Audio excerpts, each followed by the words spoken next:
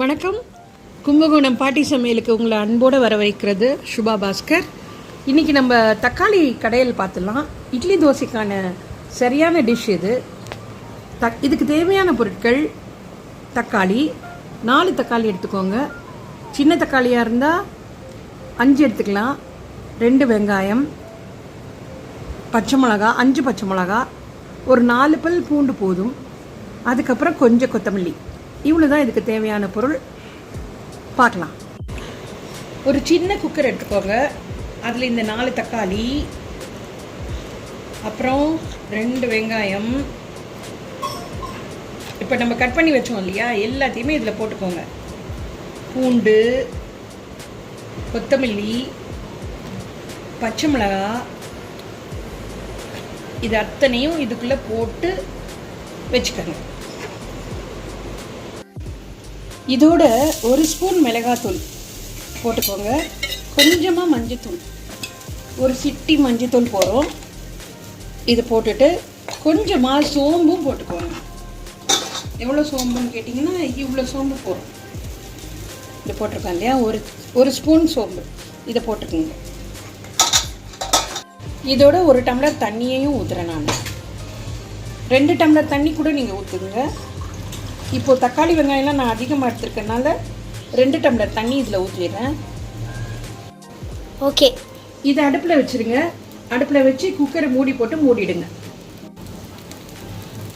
கொஞ்சமாக சால்ட்டும் போட்டுக்கிறேன், அதை சொல்ல மறந்துட்டேன். கொஞ்சமாக சால்ட்டும் போட்டுட்டு அதுக்கப்புறம் குக்கரை மூடி வச்சிடலாம்.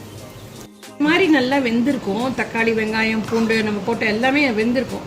ஆனால் அது ஒரு மேஷர் வச்சு நல்லா மசிச்சிடணும். நான் இப்போ காமிச்சிட்ருக்கேன்ல, அந்த மாதிரி நல்லா மசிச்சிரும். மேஷர் இல்லாதனால நான் கரண்டி வச்சு பண்ணிகிட்ருக்கேன். கரண்டி வச்சும் பண்ணலாம், பட் கம்ப்ளீட்டாக மசிச்சிடணும். நான் ஒரு 10 விசில் வச்சு மசிச்சிருக்கறனால நல்லாவே மசிஞ்சிருச்சு. இதை அப்படியே ஒரு தாளிப்பு கொடுத்துட வேண்டியதுதான். இப்போ அடுப்பை பற்ற வச்சு அதில் எண்ணெய் சட்டியை போட்டு கொஞ்சமாக எண்ணெய் ஊற்றுங்க. நல்லெண்ணெய் ஊற்றிக்கிட்டால் நல்லது. இந்த நல்லெண்ணெய் ஊற்றி இருக்கோம் இல்லையா, இந்த அளவு போதும். 2 ஸ்பூன் எண்ணெய் காயிட்ட கொஞ்சம்.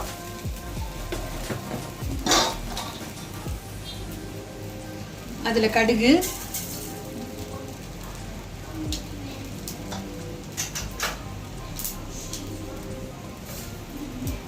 ரெண்டு வெந்தயம்,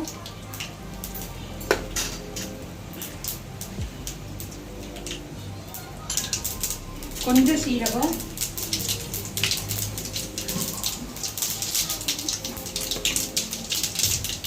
ரெண்டு உளுத்தம்பருப்பு போட்டுட்டு நம்ம ஏற்கனவே வேக வைக்கிறதுக்கு போட்ட மாதிரி கொஞ்சோண்டு பூண்டு மட்டும் தாளிச்சுக்கிறேன்.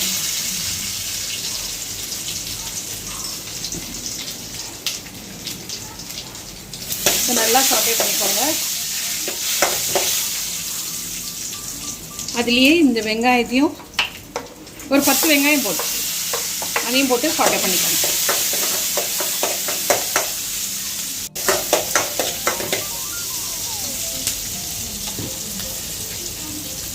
இப்போ இந்த மசிச்சு வச்சிருக்க கரைசல் இருக்கு இல்லையா, நம்ம நல்லா மசிச்சாச்சு.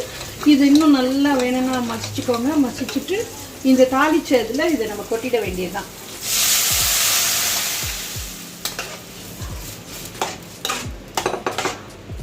கொதிக்கட்டும். இப்போ நம்ம 1 டம்ளர் தண்ணி ஊற்றிக்கலாம்.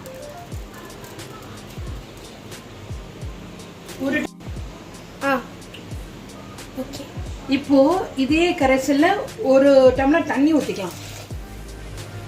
கொஞ்சம் காணும் அதுக்காக. சரியா? இப்போ ஓரளவுக்கு கரைசல் ரெடி ஆயிடுச்சு. இதில் நல்லா கொதிக்கட்டும். கொதிச்ச அப்புறம் கொஞ்சோண்டு இட்லி மாவு எடுத்து ஊற்றிட வேண்டியதுதான். இட்லி மாவா தோசை மாவு ஊற்றினீங்கன்னா அது ஒரு திக்னிங் ஏஜென்ட்டாக நல்லாயிருக்கும். நம்ம செஞ்சோன்னா ஒரு கொஞ்சம் solidiஃபை ஆகி போட்டுக்கிறதுக்கு பச்சடி சூப்பராக இருக்கும். இப்படி தான் செய்யணும். தக்காளி கடையில் சாப்பிட்டிங்கன்னா இட்லி தோசைக்கு ஆஹா பிரமாதமாக இருக்கும். பாருங்கள், ஒரு நல்ல கொதி ஒன்று வந்துருச்சு. இந்த கொதியில் எப்படி இருக்கு பாருங்க. இதோட கலரே அழகா இருக்கும். இதுலயே அப்படியே இட்லி மாவு சேர்த்துக்க வேண்டியதான். நான் கரெக்டாக 1 ஸ்பூன் எடுத்திருக்கேன். அந்த 1 ஸ்பூன் இட்லி மாவு இதுக்கு சரியா இருக்கும். இது கொஞ்சம் ஊத்துறேன். இதை அப்படியே கலக்கிட வேண்டியதுதான். கலந்து விட்டுறேன் பாருங்க.